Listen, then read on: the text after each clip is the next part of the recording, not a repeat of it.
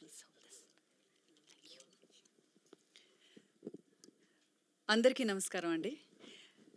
Ugly story movie name అయితే ugly story, but it's a wonderful movie.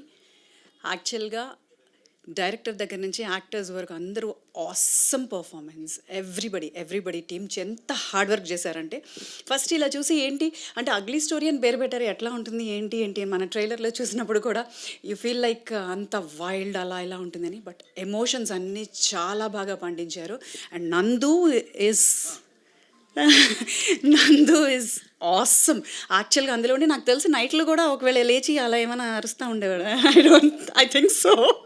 అంటే he was like అందులోనే, అంటే అందులో నిజంగా ఈ క్యారెక్టర్ ఇలానే ఉంటుందా, తిని ఇలానే ఉంటారా అని మనం ఎమోషనల్ అయిపోతూ ఉంటాం అనమాట. అండ్ అవిక ఈజ్ తను ఎప్పటి నుంచి కూడా మనం ఆ సెంటిమెంట్ అండ్ ఆల్ వి సా sir.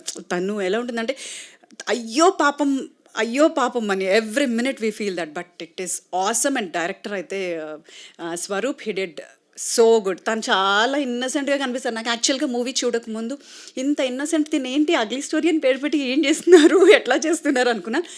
But there is a wild angle in him, I don't know. అది ఇప్పుడు యాక్చువల్గా సినిమా చూసిన తర్వాత అర్థమైంది. అండ్ ఇక్కడ ఉన్న ప్రతి ఒక్కరు చాలా హార్డ్ వర్క్ చేశారండి. యాక్చువల్గా నేను ఈ మూవీలో యాక్ట్ చేయలేదు, but I did dubbing. And అందరూ యాక్చువల్లీ వీళ్ళందరూ నాకు friends. So it is a really good film. And మీరు కంపల్సరీగా ఎక్కువగా ఎంజాయ్ చేసేది లైక్ ఇట్స్ ఎ ట్విస్ట్. ఏది అంటే అది క్లైమాక్స్. నాకు అన్నిటికంటే చాలా బాగా నచ్చింది క్లైమాక్స్.